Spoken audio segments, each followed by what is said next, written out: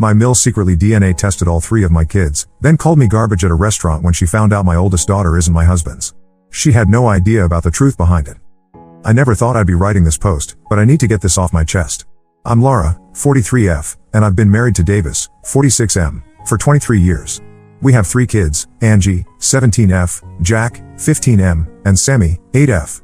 2 nights ago, my mother-in-law Karen, 68F, invited us to dinner and dropped a bomb that has shattered our family's peace. Davis and I struggled for years to have our first child. We met in college, married at 22, and started trying for a baby right away. Month after month, nothing happened. After 3 years, we went to a fertility specialist who diagnosed me with polycystic ovary syndrome. The doctor prescribed medication to help me ovulate regularly. IVF wasn't an option for us back then. We both worked entry-level jobs and barely made ends meet, let alone afford expensive fertility treatments. The medication seemed to work. My cycles became more regular, and the doctor told us to track my ovulation and time our attempts accordingly. We felt hopeful for the first time in years. Then something terrible happened. Davis worked night shifts at the warehouse back then. His brother Mike often picked him up because we only had one car. One night in April, while Davis was at work, someone broke into our house. I was alone, watching TV in our bedroom. I heard glass breaking downstairs. Before I could call 911, a man in a mask came into our bedroom. He had a knife. What happened next is something I tried to forget for years. The man robbed our house, but he also attacked me. He sexually assaulted me. After he left, I called 911. The police came, took my statement, and I went to the hospital. The nurse gave me emergency contraception. I took it even though I knew it might interfere with my fertility medication and our plans to conceive. I didn't have a choice. The police never caught the man. The case went cold. I tried to move on with my life. Davis was my rock through it all. About 3 months after the attack, I started feeling sick every morning. I lost my appetite and felt down all the time. I thought it was depression from the trauma. Davis suggested I take a pregnancy test, just in case. I did, not expecting anything. When 2 lines appeared, we were shocked but thrilled. We thought the fertility medication had finally worked. At my first doctor's appointment, the doctor did an ultrasound and told me I was 15 weeks pregnant, not 8 weeks as we had calculated based on when we thought conception occurred. My heart sank. The timing aligned perfectly with the attack. I had experienced some irregular bleeding after taking the emergency contraception, which I mistook for periods, throwing off our timeline. Davis and I had a long, difficult conversation that night. I offered to terminate the pregnancy, but neither of us wanted that. We saw our baby on the ultrasound screen. It was our child, regardless of how conception happened. We made a pact. We would raise this child as ours. Davis said he didn't care about biology, he would be this baby's father in every way that mattered. We decided not to do a paternity test. We would tell our child the truth when they were older, and they could decide if they wanted to know more. 9 months later, Angie was born. She was perfect. Davis cut the umbilical cord. He held her first. No one could have loved her more. A year later, I got pregnant with Jack quickly and easily. This reinforced our hope that Angie might be Davis's biological child after all, despite the timing. Sammy came 7 years after Jack. 5 years ago, the police called. They had caught the man who attacked me. His DNA matched evidence from several unsolved cases, including mine. Last year, he was finally sentenced. I gave a victim impact statement at the hearing. Davis came with me for support. Our older kids knew I had been attacked before Angie was born, but they didn't know the full details or that the attack might have any connection to Angie's conception. The man received life without parole. The trial was closed, with limited information made public. Davis and I thought we could finally put this behind us. The night after the sentencing, Davis drank more than usual. He told his brother Mike some details about the case that he hadn't shared before. That night, Davis talked in his sleep, saying things like he couldn't protect me and wondering what if Angie wasn't his. He didn't remember this in the morning. Mike apparently told his wife about this conversation, and Karen, Davis's mother, overheard. She knew about the break-in and that I was attacked, but not that it was a sexual assault. Based on what she overheard, Karen concluded I must have cheated on Davis. Last Christmas, Karen gave Angie a 23andMe DNA test kit. No one else got one, just Angie. I thought it was odd but didn't think much of it. Angie was confused by the gift and offered it to me since I'm adopted and had mentioned wanting to learn about my genetic background. I took the kit and gave Angie an Amazon gift card of the same value. In the months after Christmas, I noticed Karen making strange comments about Angie's appearance. She would ask things like where Angie got her eye color or why she was so tall and thin when neither Davis nor I have that build. Angie is 6 feet tall and athletic, while Davis and I are both average height and on the heavier side. Our younger kids look more like Davis. Angie noticed the comments too and asked me why her grandmother was being so critical lately. I confronted Karen about it, but she dismissed my concerns, saying Angie was just being sensitive. 2 nights ago, Karen invited Davis and me to dinner. She specifically asked us to leave the kids at home because she had something important to discuss. We went, expecting maybe a health issue or something about her will. During the meal, Karen handed each of us an envelope. Inside were DNA comparison results. When I asked what they were, Karen looked at me with hatred and said I was garbage, just as she had always suspected. She had compared Davis's DNA to Angie's. The results showed no paternal match. Davis looked devastated. I called Karen a heartless witch, and we left immediately. I blocked Karen's number on my phone and the kids' phones. I left it up to Davis whether to block her on his phone. The next day, Karen called Davis. He went to her house after work. She tried to justify her actions, saying she overheard Mike talking about Davis's doubts and assumed I had cheated. She urged Davis to leave me. Davis told her she had no right to interfere in our lives this way. He told her he was cutting contact with her. To counter her narrative about me cheating, he revealed the full truth. I had been sexually assaulted, and that was possibly how Angie was conceived. Karen tried to apologize after learning the truth, but Davis refused to accept it. He told her not to contact any of us again. Davis came home that night upset and hurt. He said he had always known it was a possibility that Angie wasn't biologically his, but having it confirmed was still shocking. What hurt him most was that his own mother would go behind our backs, test our daughter without consent, and reveal such sensitive information in such a cruel way. I called my siblings to let them know what happened and that we would no longer be in contact with Karen. Most of them supported our decision completely. 2 of my 7 siblings, along with Mike, said that while Karen's methods were wrong, they could understand why she acted that way, given she believed I had cheated. I disagreed strongly. Nothing justified what Karen did. Now we face the hardest part, telling Angie the truth. We've all been in therapy since the attack. Davis and I see therapists individually, and the kids go periodically. I scheduled an emergency session with our family therapist to help us tell Angie. I hated that we had to do this now, on Karen's timeline, rather than when Angie was older and ready to hear it. Angie took the news better than I expected. She said she wasn't upset that we kept this from her but was upset that the information was forced on her before she was ready. She thanked me for sharing something so painful from my past. Our relationship hasn't changed. If anything, she and Davis have grown closer. She's been spending more time with him, going fishing and working on his old car together, things they both enjoy. We told Jack the full story as well, and Sammy only knows that Angie has a different biological father. Karen obtained the DNA samples from items left at her house during the kids' overnight stays, toothbrushes, hairbrushes. Angie never provided a sample willingly. Due to the unreliable method Karen used, Davis and I decided to do an official DNA test. The results confirmed what Karen found: Davis is not Angie's biological father. Angie is our daughter. She was conceived in violence but raised in love. Davis has been her father in every meaningful way since before she was born. We're getting through this together, as a family. We remain firmly no contact with Karen. Some wounds heal, but others leave scars that remind us of what we've survived. Update 1: It's been 3 weeks since I posted about my mother-in-law revealing the DNA test results. A lot has happened, and I wanted to update everyone who offered support and advice. The day after I posted, Karen showed up at our house unannounced. Davis was at work, and I was home with Sammy. Angie and Jack were at school. I saw her car pull into our driveway and immediately felt my stomach clench. I told Sammy to go play in her room and not come down until I called her. Karen knocked on the door, holding a large gift basket. I opened the door but stood firmly in the doorway, blocking her entry. Her eyes were red and puffy. She tried to hand me the basket, saying she wanted to apologize in person. The basket contained expensive chocolates, wine, and a card. I refused to take it. Karen started crying, saying she had made a terrible mistake and wanted to make things right. She claimed she never meant to hurt Angie or break up our family. She just wanted to protect her son from being deceived. I told her that her actions showed exactly who she was, someone who cared more about biology than the 17 years Davis spent raising and loving Angie. Someone who would violate our family's privacy and trust. Someone who would call me garbage in front of my husband. Karen tried to explain that she didn't know about the assault. If she had known, she never would have done what she did. She begged me to let her see her grandchildren, especially since Angie now needed all the family support she could get. That comment made me furious. Angie didn't need family support as if something was wrong with her. She needed protection from people who would hurt her, like Karen had done. I told Karen to leave and not come back. As Karen was walking back to her car, Angie's school bus pulled up. Angie got off and froze when she saw her grandmother. Karen rushed toward Angie, arms outstretched. I stepped between them and told Angie to go inside. Angie looked at Karen with such hurt in her eyes before walking past us without a word. Karen called after Angie, saying she was sorry and that she loved her no matter what. Angie didn't look back. That night, Angie told us Karen had been texting her all day, asking to talk. Angie had ignored the messages but felt uncomfortable. We helped Angie block Karen's number and reported the situation to Angie's therapist. 2 days later, Mike called Davis. He said Karen was a mess and that our refusal to let her apologize was cruel.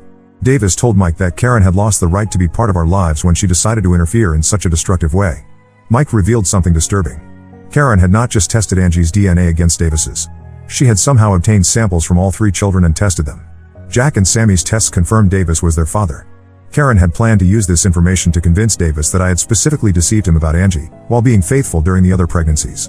This information made Davis even angrier. Karen had violated not just Angie's privacy but all our children's.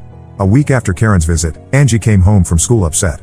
Several of her classmates were treating her differently. One girl asked if Angie was the product of a rape and if that made her half criminal. Angie was devastated. We discovered that Karen had told her church prayer group about Angie's true parentage, supposedly asking for prayers for our family during this difficult time of revelation. Someone from the group had a daughter at Angie's school, and the information spread. Davis called Karen that night. It was the only time I've ever heard him yell. He told her she had betrayed Angie in the worst possible way, spreading private information that wasn't hers to share. He said if she ever tried to contact any member of our family again, we would get a restraining order. Karen's response was to send a mass email to family members, including my siblings, claiming Davis and I were punishing her for telling the truth and keeping her from her grandchildren. She painted herself as a victim and suggested that my instability due to my traumatic past was causing me to turn Davis against his own mother. Most family members ignored the email or responded privately to tell Karen she was out of line. But my sister-in-law Beth, married to my brother Dan, forwarded the email to me with a note suggesting we were being too harsh on Karen. She said Karen was elderly and made a mistake out of love for her son. I responded to Beth with a detailed account of exactly what Karen had done, the DNA testing without consent, the public revelation at a restaurant, the cruel words, and the gossip that led to Angie being bullied at school. I asked Beth how she would feel if someone did that to her daughter. Beth apologized and said she hadn't known the full story. Davis and I decided to meet with Angie's school counselor and principal. We explained the situation in general terms, that private family information had been shared without our consent and was leading to bullying. The school was supportive and addressed the issue immediately, speaking to the students involved and having the school counselor check in with Angie regularly. Angie has been incredibly resilient through all this. She told me that learning about her biological origins answered questions she'd had about herself, why she was so tall when the rest of us aren't, why her eyes are a different color. She said it didn't change how she felt about Davis. He's still her dad. But she admitted to being curious about her biological background from a medical standpoint. Davis and I talked it over and decided to get Angie a proper genetic health screening. The results showed she has a slightly elevated risk for certain conditions that don't run in either of our families. This information is helpful for her future healthcare, so at least one positive thing came from this situation. Meanwhile, Davis has been struggling. He puts on a brave face for the kids, but I've heard him crying in the shower. One night, he asked me if I ever wondered what our life would have been like if the attack hadn't happened. I told him I didn't let myself think about that because it would mean a life without Angie, and I couldn't imagine that. Davis nodded and said, "She's my daughter. DNA doesn't change that. But I hate him, the man who hurt you. And I hate that my mother made Angie feel like she doesn't belong in our family." We're taking things day by day. The kids seem to be adjusting. Angie and Davis went camping last weekend, something they've done since she was little. Jack has been protective of Angie at school. And Sammy, who doesn't understand the full situation, has been asking fewer questions as the household returns to some normalcy. Karen continues to try to contact us through different family members, but we've stayed firm in our decision to keep her out of our lives. Some days are harder than others, but we're getting through this together.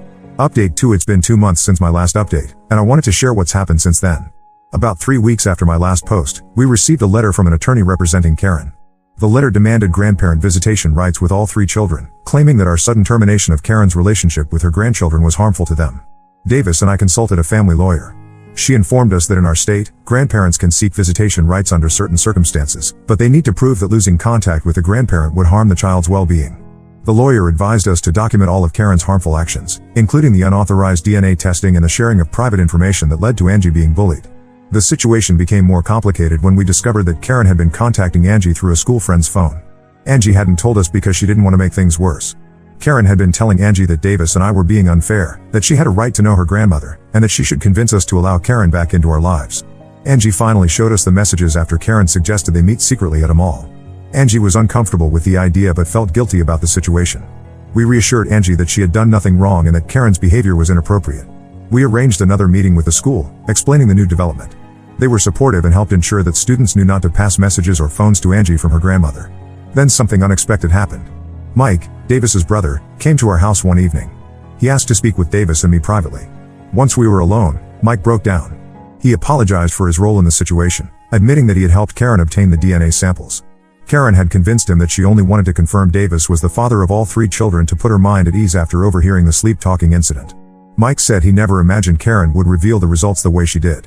He thought if the test showed Davis wasn't Angie's father, Karen would discuss it privately with him first. Mike had been racked with guilt since everything happened. Davis was furious with his brother. He asked how Mike could betray our trust like that. Mike had no good answer except that their mother had always been able to manipulate him. He'd always sought her approval. Despite his anger, Davis told Mike he appreciated the honesty. Mike offered to sign a statement about Karen's actions for our lawyer, which could help our case if Karen pursued legal action for grandparent rights. A week later, we received notice that Karen had indeed filed a formal petition for grandparent visitation rights. Our lawyer advised us that the case wasn't strong, but we would need to appear in court. The hearing was scheduled for a month later. During that time, Karen stepped up her campaign to paint herself as a victim. She contacted more family members and friends, telling them we were keeping her grandchildren from her because of an honest mistake. She claimed she was only trying to protect her son from a wife who had lied to him for years. The day before the court hearing, we received a surprising phone call. It was Karen's pastor. He introduced himself and explained that Karen had been sharing her version of events with the church community. However, after hearing rumors that Angie was being bullied because of information that originated from their prayer group, he became concerned. The pastor had called to apologize for the role his congregation might have played in spreading harmful information. He also mentioned that after speaking with Karen extensively, he was troubled by her inability to recognize the harm she had caused. He offered to serve as a character witness for us if needed, saying that while he tried to support all his congregation members, he couldn't condone actions that hurt innocent children. We thanked him but said we hoped it wouldn't be necessary to involve him. The court hearing itself was brief but intense. Karen appeared with her own lawyer, who argued that she had a loving relationship with her grandchildren for years before we abruptly cut contact. Karen testified that she made a mistake out of concern for her son, but her intentions were good. When our lawyer presented evidence of Karen's actions, the unauthorized DNA testing, the public revelation at the restaurant, the sharing of private information that led to bullying, and the attempts to contact Angie behind our backs, the judge's expression grew increasingly stern. Angie had written a statement that was submitted to the court. She stated that while she had loved her grandmother, she now felt betrayed and unsafe around her. She described how Karen's actions had led to her being bullied and how Karen had tried to manipulate her into secret meetings.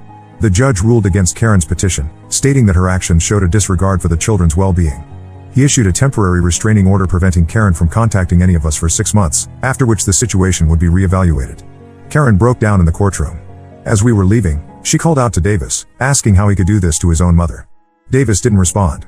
Outside the courthouse, Mike was waiting. He told us Karen had been telling family members that I had manipulated the court with a sob story about my assault.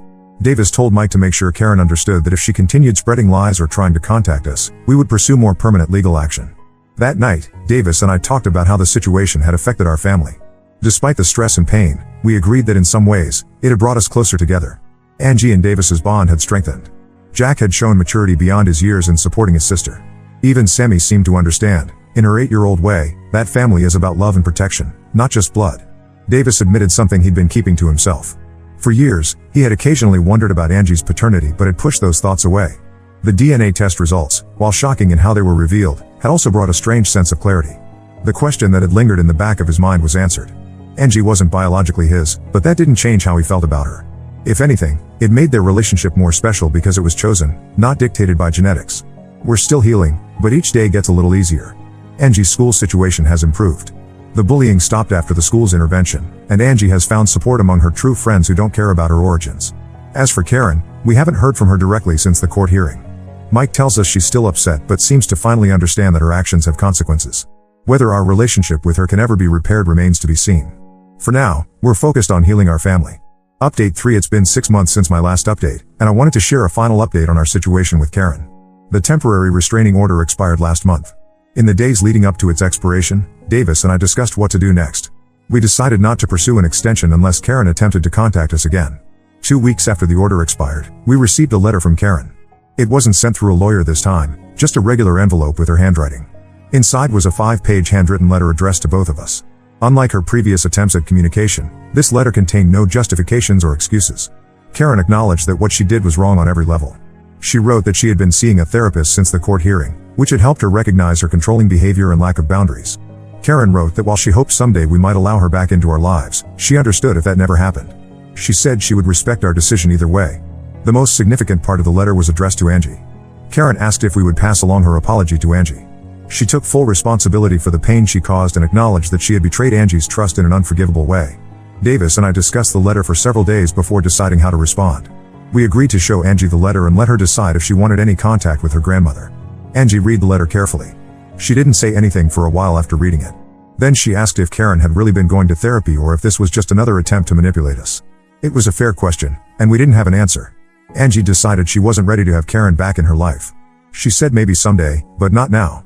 She asked if I would write a response to Karen, telling her that while the apology was appreciated, Angie needed more time and space. I wrote the letter as Angie requested, keeping it brief but polite. We sent it a week ago and haven't heard back from Karen yet. Meanwhile, our family has settled into a new normal. Angie will graduate high school in a few months and has been accepted to several colleges. She's excited about studying biology, an interest that developed partly due to learning about her genetic background. Davis and Angie completed a project they've been working on for years, restoring a vintage motorcycle. They took it for its first ride last weekend, with Angie driving and Davis on the back. Seeing them return home, laughing and talking about the ride, reinforced what we already knew: their bond has nothing to do with DNA. Jack has become more outspoken about protecting his family. When a distant relative made an insensitive comment about the situation at a recent family gathering, Jack calmly but firmly told them that his sister's origins were nobody's business and that his family was off limits for gossip. Sammy, now 9, has stopped asking questions about why we don't see Grandma Karen anymore. She's accepted our explanation that sometimes adults make mistakes that can't be fixed easily. Mike and Davis have slowly rebuilt their relationship. Mike has made efforts to prove his loyalty to us rather than Karen, including declining to attend family events where Karen planned to discuss our situation. He admits he still sees his mother occasionally but doesn't discuss us with her. As for me, I've started volunteering at a support center for assault survivors. The DNA test revelation forced me to confront aspects of my trauma that I had pushed aside for years. Working with others who understand has been healing in ways I didn't expect. Davis and I celebrated our 24th wedding anniversary last month. We didn't do anything extravagant, just dinner at home with the kids.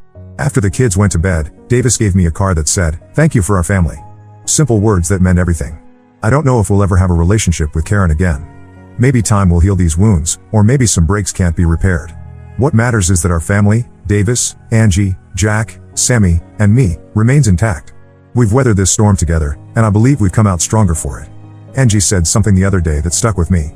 She said, "When people ask about my family, I tell them I have a mom and dad who chose me, a brother who defends me, and a little sister who looks up to me. That's what matters." She's right. That's what matters. Now let's move to the next story. Story 2: My husband had an affair and stole our daughter's college fund. I kicked him out and rebuilt my life. I, 32F, never thought I'd be in this situation, but here I am. My husband Andy, 34M, and I have been married for 5 years, and we have a 3-year-old daughter, Tiffany. Our story began 10 years ago when we met at a mutual friend's barbecue. I was fresh out of college, working my first job as a junior graphic designer, and Andy was 2 years into his career at a tech startup. We hit it off immediately, bonding over our shared love of 90s sitcoms and spicy food. Our relationship progressed quickly. Within a year, we were living together, and 2 years later, Andy proposed during a weekend getaway to the beach. It was perfect. He even remembered to bring my favorite strawberry champagne. We got married in a small ceremony surrounded by our closest friends and family. My dad, who had been battling cancer, was able to walk me down the aisle. He passed away just 6 months later, making those wedding memories even more precious. Andy was my rock during that difficult time. He held me when I cried, made me laugh when I needed it, and never complained when I wanted to spend hours looking at old family photos. His support made me love him even more, and I thought we could get through anything together. 2 years into our marriage, we decided to start trying for a baby. It took longer than we expected, and we went through some tough times with fertility treatments. But finally, we got the news we'd been hoping for. 9 months later, our beautiful Tiffany was born. She had Andy's blue eyes and my curly hair, and we were both smitten from the moment we saw her. Everything was great until Andy's company transferred him to a new city last year. The startup he'd been with had been acquired by a larger tech firm, and they wanted Andy to head up a new division in their headquarters. It was a huge opportunity for him: more money, more responsibility, a chance to really make his mark in the industry. We decided to move together for his career, even though it meant leaving behind our families and friends. It was a hard decision. My mom was getting older and I hated the thought of moving Tiffany away from her grandmother. Andy's parents had retired to Florida a few years earlier, so they were already at a distance. But we had a solid group of friends, people we'd known since college, couples we'd met through parenting groups. Leaving them behind was tough. But we thought it would be an adventure. A chance to start fresh in a new place, make new friends, explore a new city.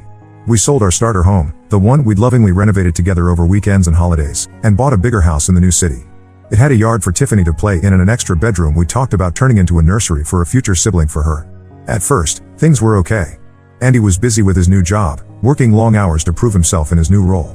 I was taking care of Tiffany full-time, trying to get us settled in the new house and city. I joined a few mom groups, hoping to make some new friends, but it was slow going.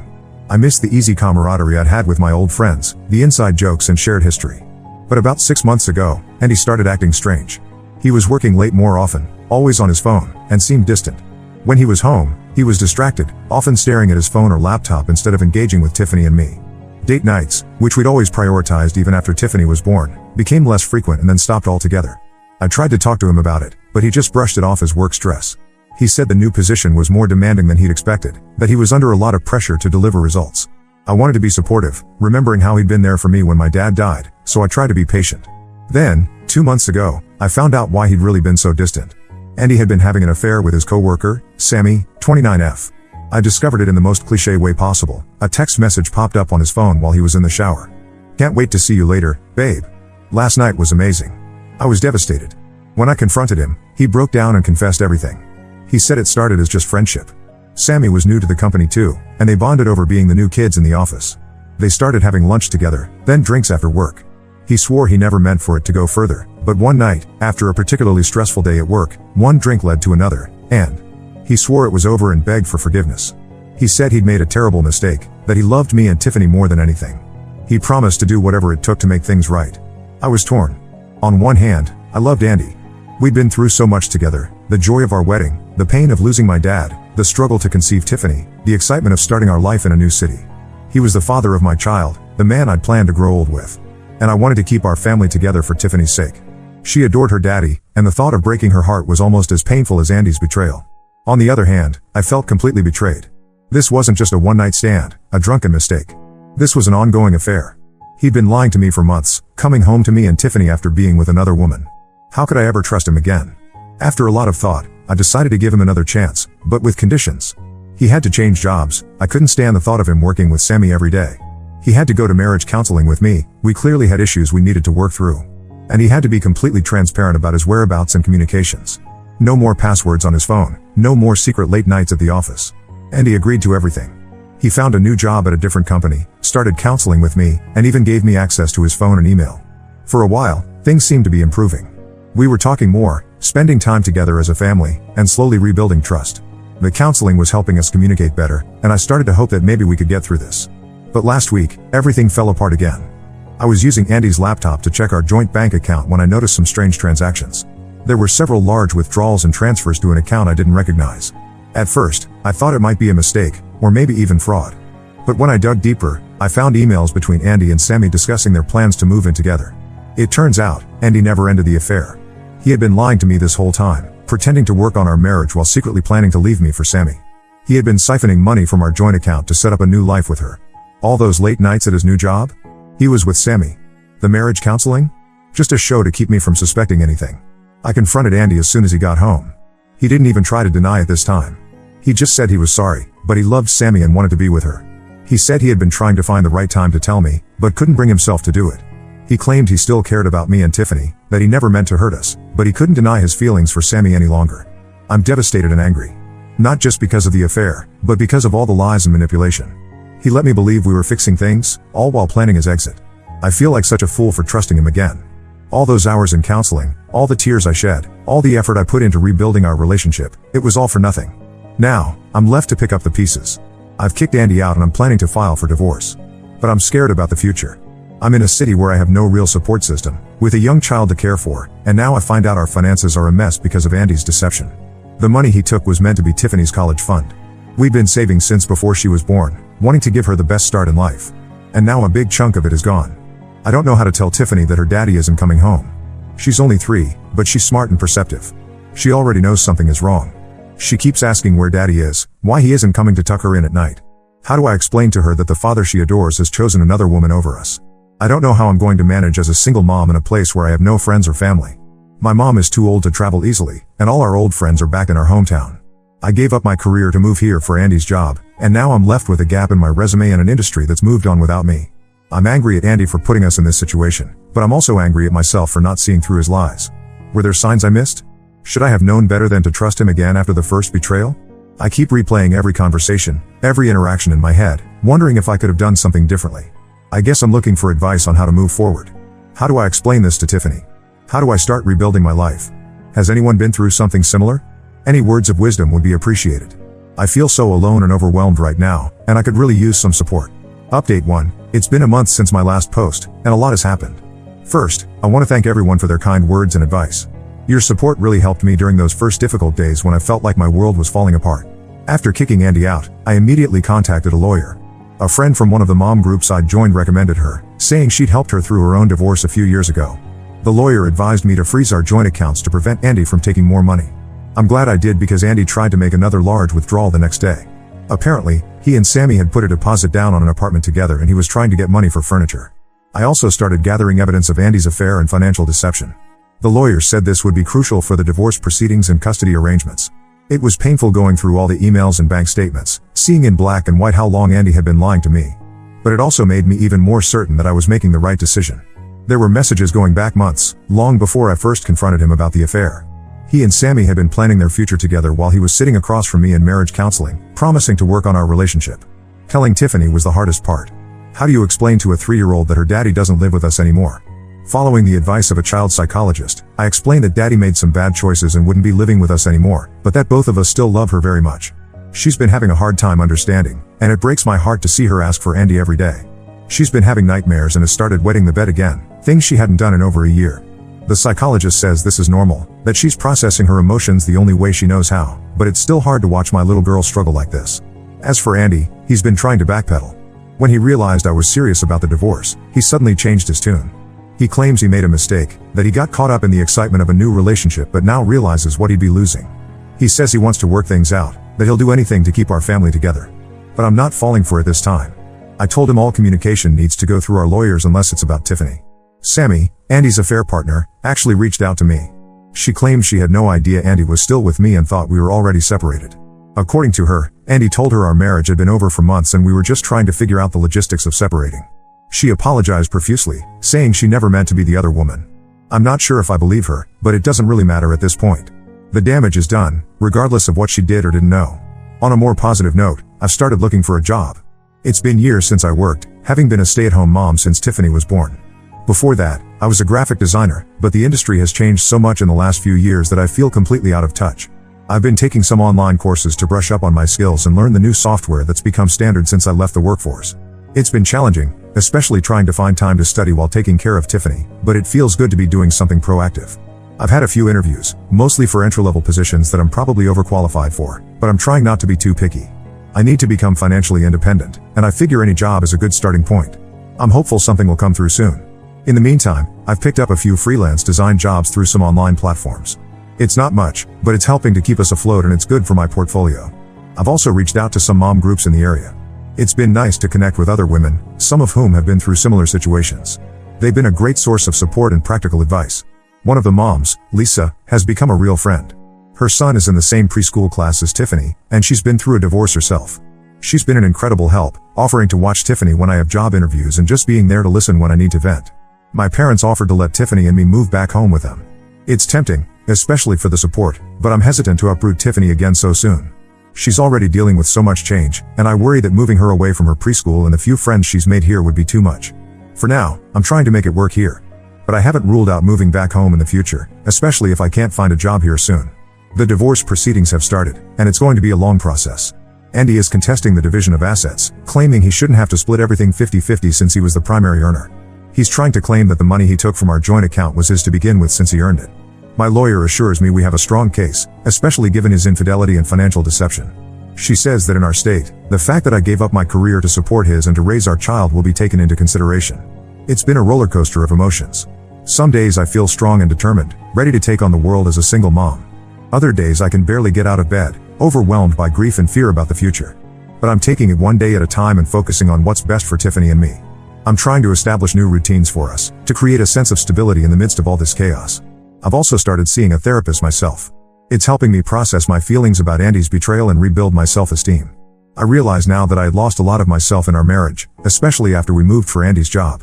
I'm slowly rediscovering who I am outside of being Andy's wife and Tiffany's mom. Thank you again for all your support. It means more than you know to have a place to share my story and receive such kindness from strangers. I'll update again when there are significant developments. Update 2. It's been 3 months since my last update, and 6 months since I discovered Andy's betrayal. A lot has changed, and I wanted to share the developments with you all. First, the good news, I got a job. It's an entry-level position at a marketing firm, focusing on digital design. It's not exactly where I was in my career before I took time off to raise Tiffany, but it's a start. The hours are flexible, which helps with taking care of Tiffany. My new boss, Maria, has been understanding about my situation and has allowed me to work from home 2 days a week. It's been challenging juggling work and single parenthood, but it feels good to be financially independent again. The job came through a connection I made at one of the mom groups. One of the other moms, Jenna, works at the firm and put in a good word for me. It just goes to show how important networking can be, even in unexpected places. I'm grateful for the community I've found here, despite the difficult circumstances that led me to it. The divorce proceedings are moving forward, albeit slowly. Andy initially tried to lowball me on the settlement, offering much less than what my lawyer says I'm entitled to. He tried to argue that since he was the primary earner, he should keep most of the assets. But my lawyer stood firm, pointing out that my role as a stay-at-home parent allowed Andy to advance his career. We're still negotiating, but it looks like I'll get a fair share of our assets, including the house. Interestingly, Andy's attempts to hide money have actually worked against him in court. The judge was not impressed when we presented evidence of the funds he'd been siphoning off to set up his new life with Sammy. It's looking like I might even be awarded a larger share of our assets as a result of his deception. Custody has been another battle. Andy is pushing for 50-50 custody, but given his history of deception and the fact that he's living with Sammy now, my lawyer thinks we have a good case for primary custody with Andy having visitation rights. We've presented evidence of Andy's inconsistent involvement in Tiffany's life over the past few months, including missed visitations and last-minute cancellations. The judge seems to be leaning in our favor, but nothing is certain yet. Tiffany is adjusting, slowly but surely. She still has moments where she cries for Andy, especially at bedtime, but she's also becoming more settled in our new routine. I've enrolled her in a play therapy program, which seems to be helping her process her emotions. Her therapist says she's making good progress, but that it will take time for her to fully adjust to the new family dynamic. I've also noticed that Tiffany has become very clingy with me. She gets upset when I leave her at preschool and often wants to sleep in my bed at night. The therapist says this is normal given the circumstances and has given me some strategies to help Tiffany feel more secure. It's hard, but I'm trying to be patient and give her the extra attention she needs right now. As for me, I'm doing better. The mom group I joined has been a lifeline. We meet up regularly for playdates and adult conversation. It's nice to have friends who understand what I'm going through. Last weekend, we had a spa day at Lisa's house while her husband watched all the kids. It was just face masks and nail polish in her living room, but it felt so good to relax and laugh with friends for a few hours. I've also started a yoga class twice a week. My mom comes over to watch Tiffany, and those few hours of self-care have made a big difference in my stress levels. It's teaching me to be more mindful and present, which is helping me cope with the ongoing stress of the divorce and single parenthood. One unexpected development: Andy and Sammy broke up. Apparently, the reality of being together full-time, plus the stress of the divorce and custody battle, was too much for their relationship. Andy tried to use this as a reason for us to reconcile, but I shut that down immediately. Too much has happened, and I can't go back to that life of mistrust and betrayal. Andy seems genuinely regretful now. He's been more consistent with his visitations with Tiffany and has even offered to pay more child support than the court is likely to order. Part of me is glad to see him stepping up as a father, but another part of me is angry that it took all of this for him to realize what he had. Looking ahead, I'm cautiously optimistic. It's been a hard road, but I'm starting to see a future for Tiffany and me that doesn't revolve around Andy's choices. I'm focusing on building our new life, one day at a time. I'm even thinking about taking some advanced design courses to further my career prospects. I know there will still be challenges ahead. The divorce isn't finalized yet, and I'm sure there will be ongoing issues with co-parenting. But I feel stronger now, more capable of handling whatever comes our way. Thank you all for your continued support. Your kind words and advice have meant more than you know. I'll update again when the divorce is finalized. Update 3, it's been a year since my original post, and I wanted to give you all a final update. So much has changed, and I'm in a much better place now. The divorce is finally finalized. After months of negotiations and court appearances, we reached a settlement. I got primary custody of Tiffany, with Andy having visitation every other weekend and one evening a week. We sold the house and split the proceeds, which gave me enough to put a down payment on a small condo for Tiffany and me. It's not as big as our old house, but it's ours, and we're making it a home. Financially, things are stable. I'm still at the marketing firm and recently got a promotion to senior designer. It's not easy being a working single mom, but we're managing. I've also started a small side business doing freelance graphic design, which brings in some extra income. It's mostly weekend work when Tiffany is with Andy, and it's helping me rebuild my professional portfolio. Tiffany is thriving. She's adjusted well to our new life and is doing great in kindergarten. She's made new friends and is involved in ballet classes, which she loves. She still sees Andy regularly, and while their relationship is different now, it's good to see them bonding. Andy has been more consistent with his visitations lately, which has helped Tiffany feel more secure. Co-parenting with Andy has its challenges, but we're making it work. We use a co-parenting app to communicate about Tiffany's schedule and needs, which helps keep things civil and focused on Tiffany. There are still moments of tension, especially around holidays and special events, but we're both committed to putting Tiffany first. As for me, I've grown so much through this experience. Therapy has been incredibly helpful, and I've learned a lot about setting boundaries and valuing myself. I've rediscovered old hobbies and interests that I had put aside during my marriage. I've joined a book club and started painting again, something I loved in college but hadn't done in years. I've even started dating again, casually. It's scary putting myself out there, but it's also exciting to think about the possibilities. I've been on a few dates with a single dad I met through Tiffany's school. It's nothing serious yet, but it's nice to have adult conversations that don't revolve around work or parenting. My relationship with my family has grown stronger through all of this. My mom comes to visit more often now, and we talk on the phone almost every day. She's been an incredible support, both emotionally and practically.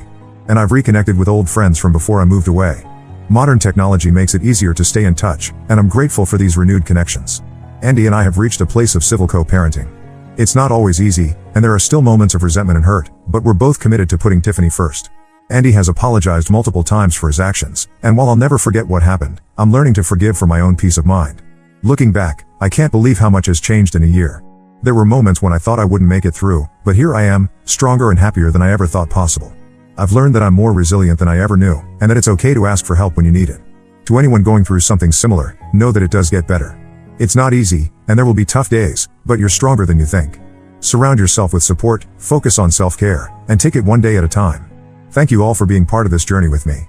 Your support and advice have been invaluable. While this chapter of my life is closing, I'm excited to see what the future holds for Tiffany and me.